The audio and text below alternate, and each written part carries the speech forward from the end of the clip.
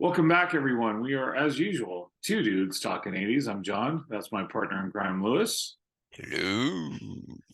And to quote Gary Newman, we're going to talk about cars. Dun, dun, dun, dun, dun, dun, dun. So, Nice. yeah, thank you. You like the little segue? I did. Very nice. Kept it in the 80s and everything. We're going to talk about cars of the 80s. We're going to talk about what we drove, not what we drive, but what we drove. What we, some of the iconic cars of the 80s and what we wish we maybe could have had. So, Lou, I know this is right up your alley. You're a big car guy. You're a big aficionado, much more so than me, because I can't even find a car shirt. But I should have gotten the band the cars. I could have worn that. That would have worked well. But There you go. let me ask you, what car did you learn to drive on first of all? A car that I learned to drive on. Probably mostly my parents' 76 Monte Carlo. Okay. And that thing was an absolute boat. I mean, it was, 70s where the cars were just incredibly long. And yeah, that was it. That was it. The Monte Carlo, and I ended up getting a Monte Carlo later on in life myself. Well, we'll get into that. For me, I don't even remember what it was, but I had the Clark Griswold wood paneling station wagon. It was an Aspen. Huh? It was an Aspen. Are you sure? I'm pretty positive it was an Aspen. Who made it? Was it Chrysler?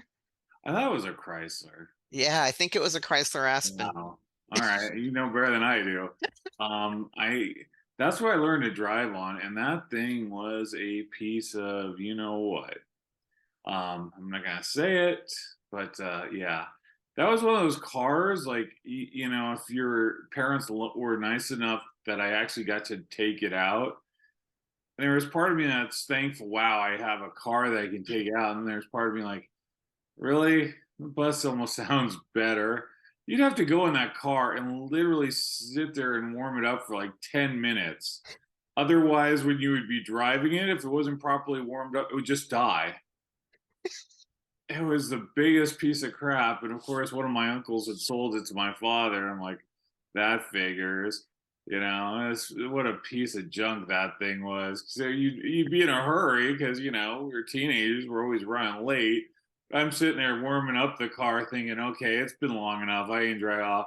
I get halfway down the block and like shut off on me. I'm like, all right, let's do this again. I Not rem fun. I remember a bunch of us piling into that thing to go see a concert once. I want to say it was like one of the early Dream Theater concerts. I want to say it was at oh God, I'm horrible with concert venue names. Warfield? Warfield, thank you. I And don't I remember remember, I that. think we all piled into that thing, and that was probably one of the few times that I was in it. But I do remember that. I don't think it was Dream Theater because I don't. Well, who knows? But yeah, I don't even remember that incident. So I can't believe I would have even driven it. Oh, I hated that car. I hated that car. But then that was what I learned to drive on. And like you said, boat. Here I am. I'm driving a station wagon. And then after I got my license at 16, then my parents got me a car. So, did you get your license at 16 pretty much too, or? I got my license at 16. I really didn't start driving until I was 18. Oh, okay. It's Yeah. kind of crazy looking back on it because nowadays kids, they don't seem to have that desire to drive that we did. And I don't get that at all, man. I mean, that was like your keys to freedom, right? It's like right on. I get to drive and I get to go, to places and I don't have to depend on anybody to get me there. And that was the key to freedom. I don't get that in this generation. Yeah, I guess because they can Uber and go with strangers or something. But it's bizarre to me. I just don't get it. My mother didn't drive, and so that was something she never really liked. She kept her license up, but she never drove. I don't remember my mom ever driving anywhere my entire life. So yeah, so Wow. I learned to drive on that car, and then. my parents were kind enough to get me. They bought it off one of my former teachers because my mother still worked at the school with this woman. So my first car was a white 1969 Ford Mustang. I remember that thing fondly. Yeah, it's kind of sad. I look back on it. We didn't, well, at least I didn't. I didn't appreciate that car like I would have if I had that thing today. I saw it, and I mean, I remember that it was a little torn up, a little worse for wear. And, I'm like, this isn't great, but whatever, it's my car. And then my buddies would see it and be like, "Are you an idiot? This is great." And I just didn't appreciate it the way I wish I had. The dashboard was jacked up and everything, but God, I wish I still had that car. It's funny, John, because I think in general, didn't really appreciate the cars that we had access to back then. If you think about it, all the used cars that, teenagers could afford were coming from the 60s and 70s. And those cars, especially the ones from the 60s, are absolute classics now, worth a lot of money if they're in really good condition, even a lot of money in some cases when they're not in good condition. So yeah, I remember a lot of my friends driving 68 Camaros and 70 Chevelles and nobody really thought too much of it. It was just the used car market, but nowadays it's very different. Yeah, I mean those are the classics, right? But even you think 69 to what 84 really wasn't that long of a period. So it wasn't like, we had a nostalgia yet for those cars. And Exactly. like I said, I wish I still had that car. I wish I hadn't gotten rid of it. But that was pretty much my first car. I remember taking out a lot of cruise nights on the El Camino, driving my buddies, to school. First thing I did, put in a stereo system. I was like probably $80, and I thought it was, the greatest thing ever because I had an $80 cassette player that in my car that I could play these cassettes, and yeah, those were definitely some fun times. And then why don't you talk about your first car you actually owned? Because unlike me, you bought it yourself. Yeah, so I had a Camaro that I had bought, a Z28, and it was absolutely bare bones. It had a V8 in it, which was nice, but other than that, it had a really cruddy stereo, no cassette player on it, and just absolutely bare bones. I think the only real option that it had was an automatic transmission. And yeah, I used to fiend for getting a cassette player. It's like that's what I need to do. That's what I need to do. I ended up getting rid of the car before I did that. I eventually did get a car with a cassette player, and after the whole CD thing started to happen, then you get the little adapter, right, that looked like a cassette. You'd plug into your cassette player, and you get a little portable CD and player, and use that to play your CDs. And I did that for a while. But yeah, that was my first car was a Camaro. What year was that Camaro?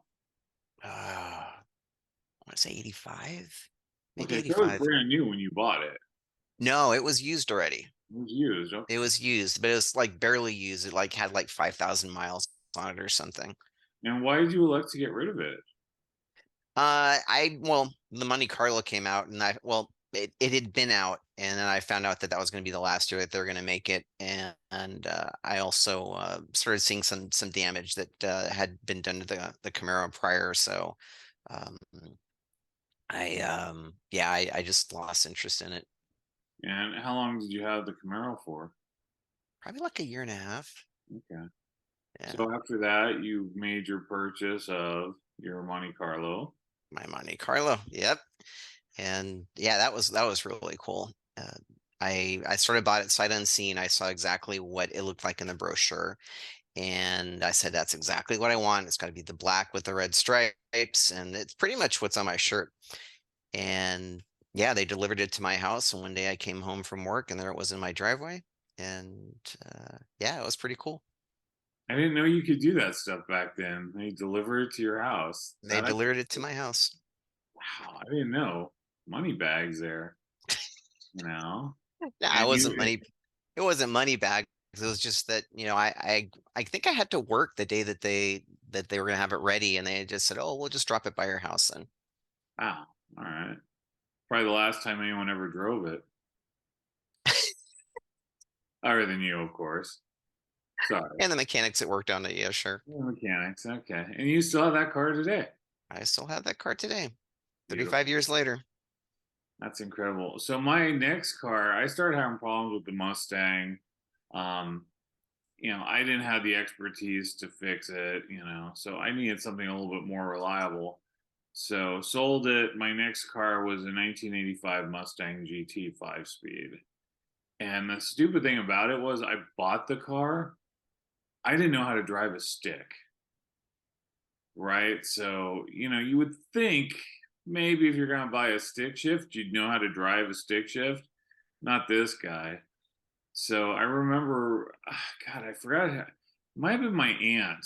My aunt went with me and my father, um, or maybe my dad and I drove, and I drove back. I forget.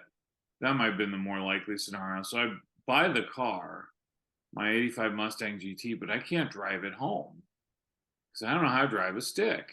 So, um, you know, I remember my dad driving next to me, in my car driving it home, and my dad, being the jokester that he was, kind of jumps on it, and you see this look of total fear in his face when I guess he wasn't expecting the kind of pickup that he got. 'Cause he was used to driving a Chrysler station wagon and a Toyota Corolla that was like 1,000 years old, and he just had this look of complete horror in his face. And we got back home. I'm like, "What the hell? You're not supposed to be drag racing with my car." Because I wasn't expecting that kind of pickup. And he's like, "I just want to see what this car was all about." And he's like, "I found out."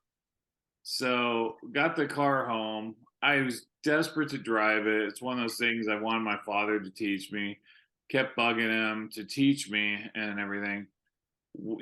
Just got busy. He couldn't do it. And then finally, I'm like, screw it. I'll teach myself. And I took myself and I taught myself how to drive a stick. I'd Very seen people cool. do it enough and I taught myself how to do it. What was funny is I killed it a couple times. And it actually turned out to be a blessing in disguise because when you'd kill it, it wouldn't start again. It turned out there was a problem with the computer in the vehicle, which was shocking. I had it back then, but and so it had to go back to the dealership, and they had to fix it. And it's probably something I never would have even noticed had I not been bad at driving a stick and killing it every now and then. Never grinded the gears, but I did kill it a few times, coming from a complete stop. So yeah, got that fixed, and ever since then, I've been able to drive a stick. Been a long time, but I think I could still do it. That's super cool, man. Especially be able to teach yourself to do it. That's pretty awesome. Now, Yeah. I remember your sister having one of the quintessential 80s cars. She had a Pontiac Fiero, right? Yes. God, what a nightmare that car was. Yeah, That they that go car ahead. was just that car lived at the dealership to be fixed. I mean, that thing, I can't even recall how many times that she had that thing fixed and repaired, and oh, that was like one of those total lemons. Did she buy that thing new? I want to say she did. I think she did, yeah. Yeah, yeah. It's cool little cars, man. I mean, just the concept of them. They weren't engineered the best. I was reading a bit about them, and they were pretty, as you described, they were lemons. They had a lot of issues with them. I've got a neighbor around the block that's got like a couple of them in his driveway, and I guess he's going to restore them at some point, but they're just sitting there rotting away. But a lot of people are way into them, and they're rather rare today. Yeah, I remember, oh God, this gal I worked with, she had a similar car, but it was, I'm probably wrong, but so you'll correct me. I want to say it was like a Toyota MR2. Oh yeah, yeah, you're right. So that is right. And I remember it being so bizarre because the shifter was actually on the dashboard. And I thought that was kind of bizarre. Wow. Yeah. Yeah, that's certainly different.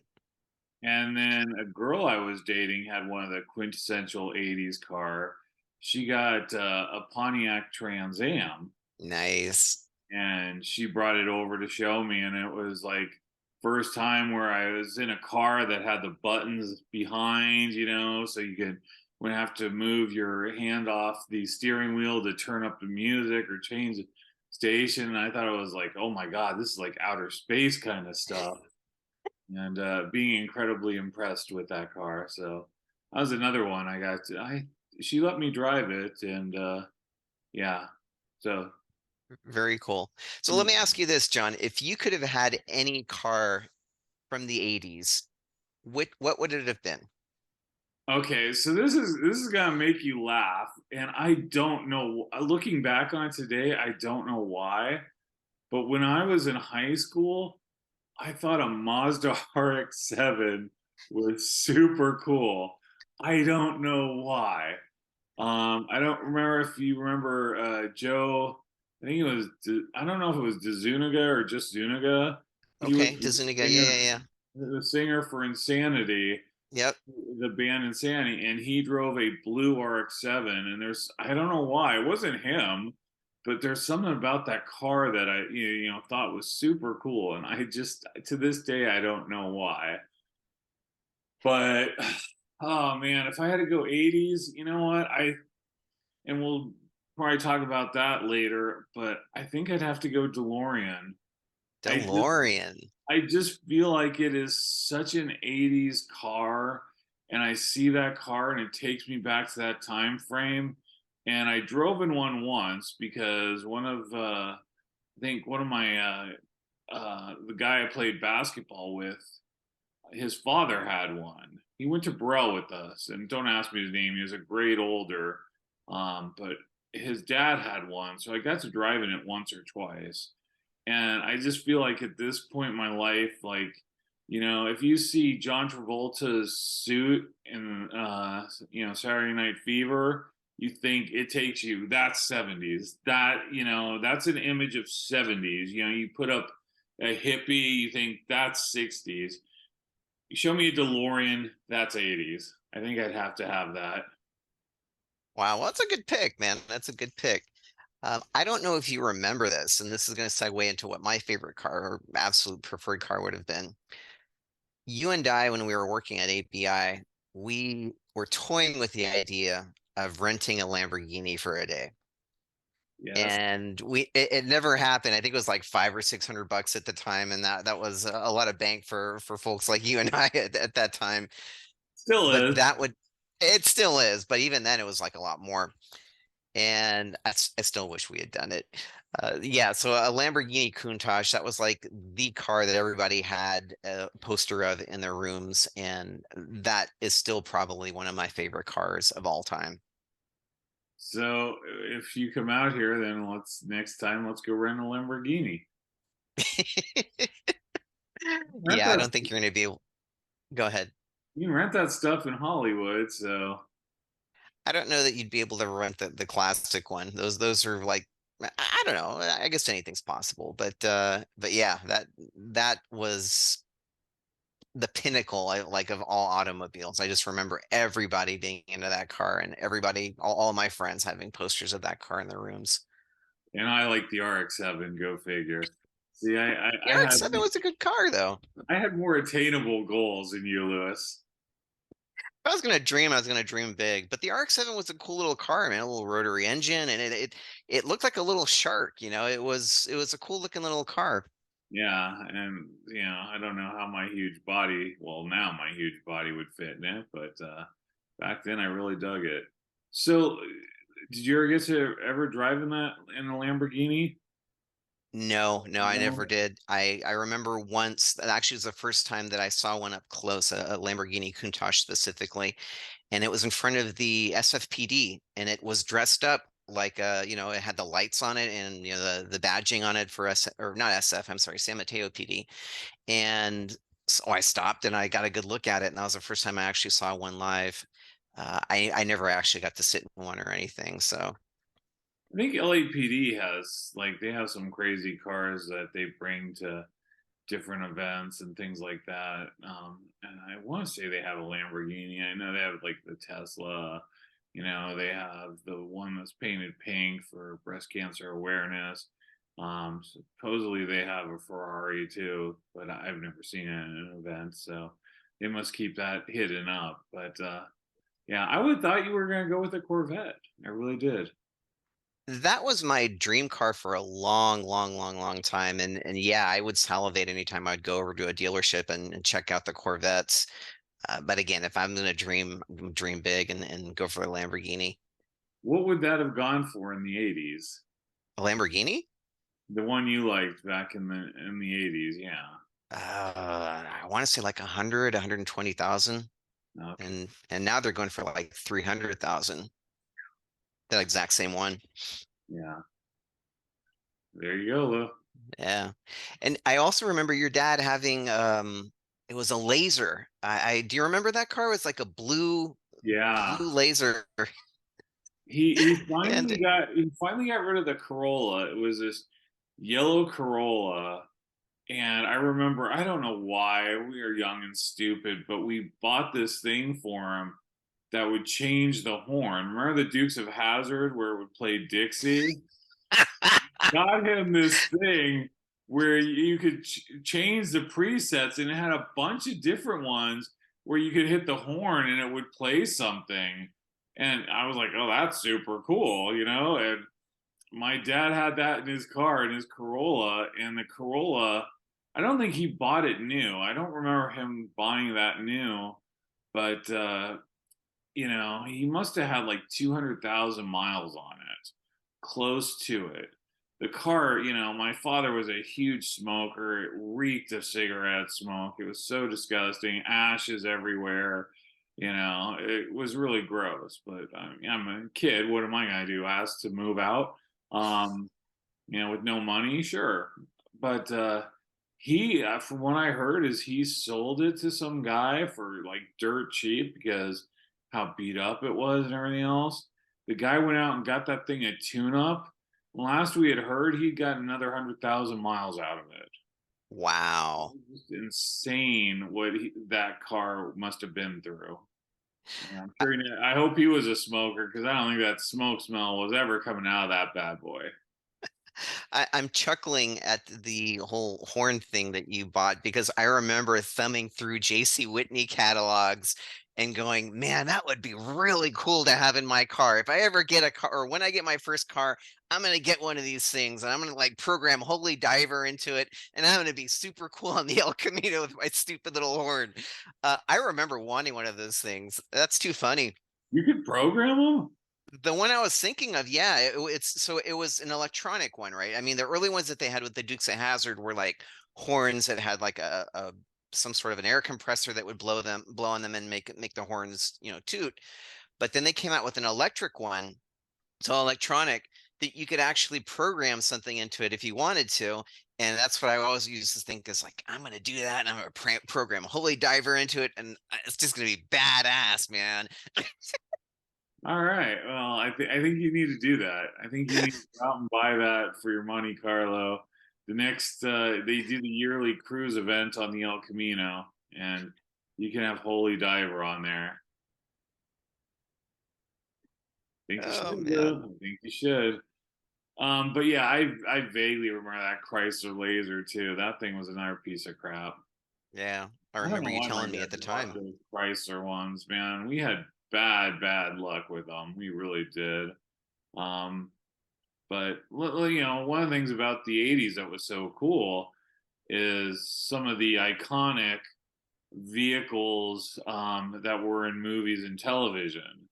And we already touched upon the DeLorean a little bit from Back to the Future, which like I said, I think is the quintessential '80s car. Was there any car from movies or television that you really had an affinity for? And I'm already thinking it's gonna either involve some guys with suits and no socks, or maybe a dude with a mustache.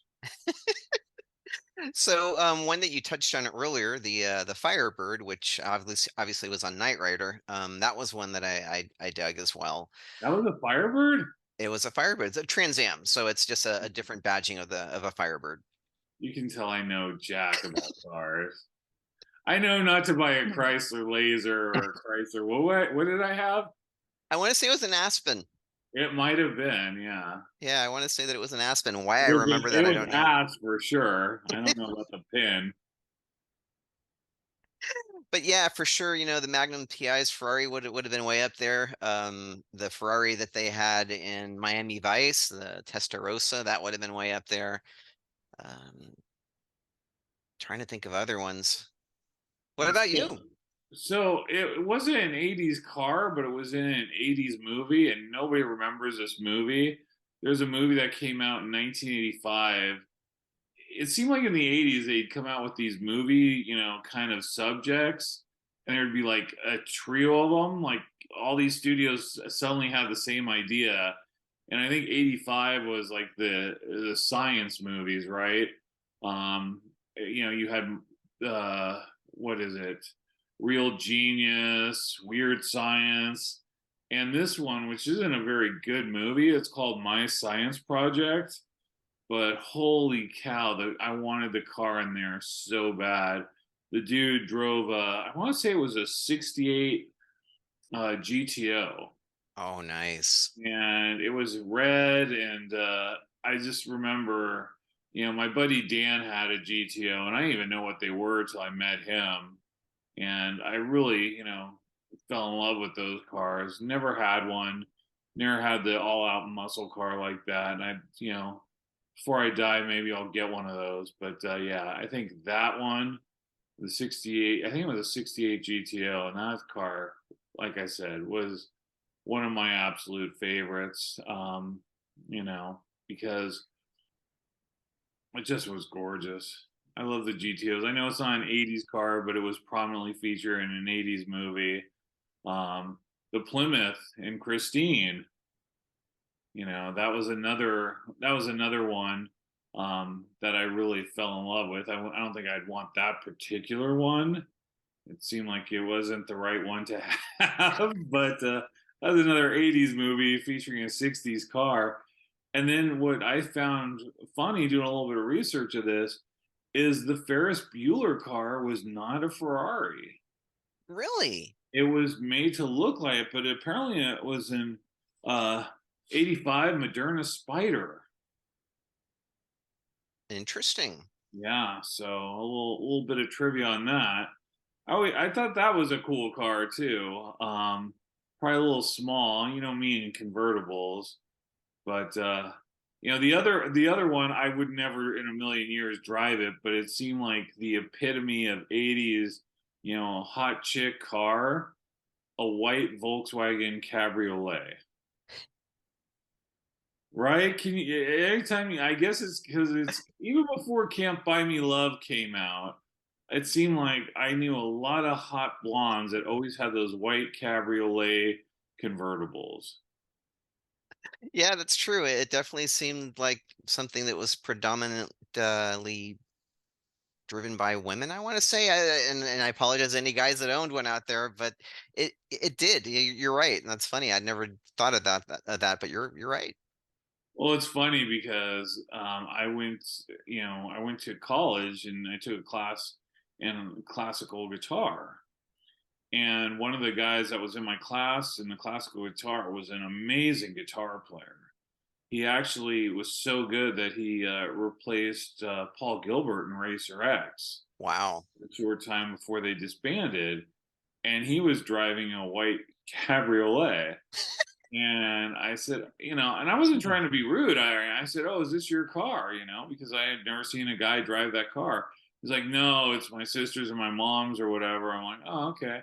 And then sure enough, somebody had a party and he went to it, and there's that white cabriolet again. It's like, dude, just own this, okay? It's a convertible at least, but you're a great guitar player. Who cares?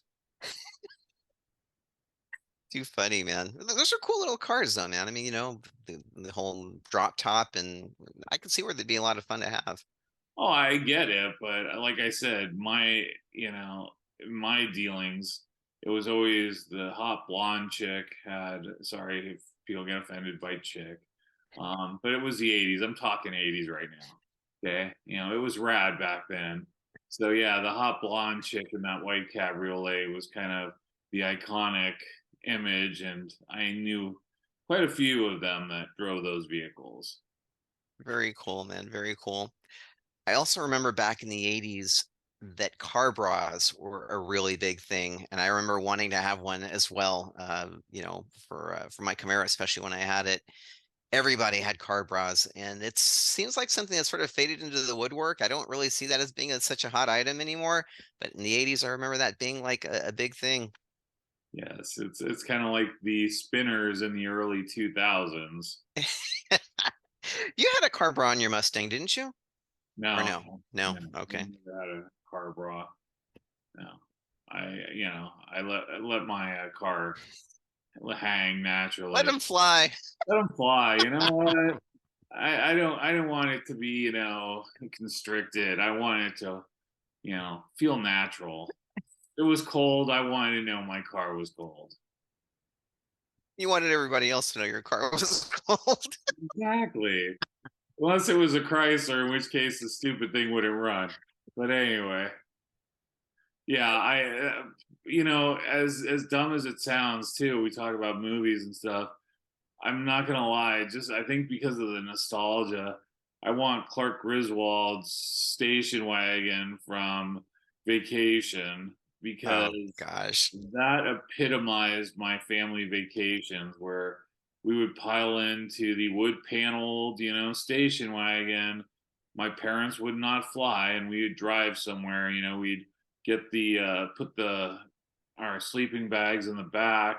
We usually go at night because it wasn't so hot. We didn't have to deal with traffic. My dad, bless his heart, would come home from work, sleep, and then drive all through the night while we slept in the back. And that's where I had all these wonderful ideas of things that would be so great that now exist today. Like I was thinking, oh God, how cool would it be to be able to watch movies while we're back here?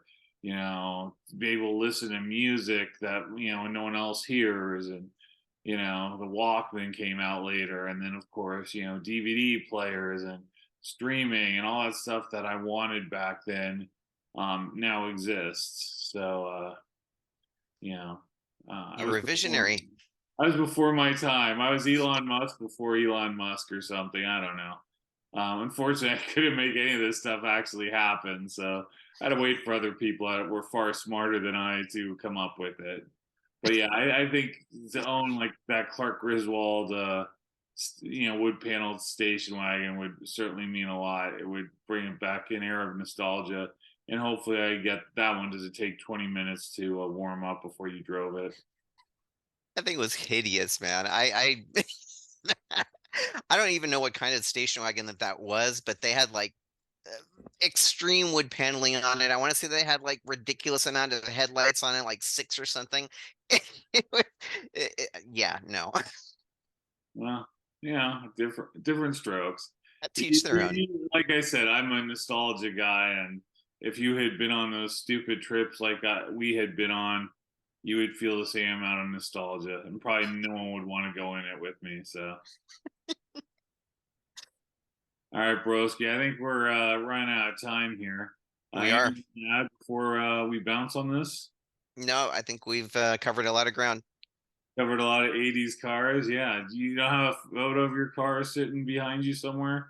I don't, not in this room here. Nah, No. kind of shocked. You want to show the tattoo you have of your car on your? No? All On my right. butt cheek. I on your butt cheek, yeah. Maybe next time. Then we'll have to make this adults only. Well, guys and gals, as always, we appreciate you watching this. What car did you drive in the 80s? Let us know in the comments. What car did you want in the 80s? Or even what 80s car do you want now? Put it in the comments. Let us know. Hit like, hit subscribe. We appreciate you guys watching. Happy holidays. And Lewis, as always, brother, take us out. Peace out. Thank you, guys.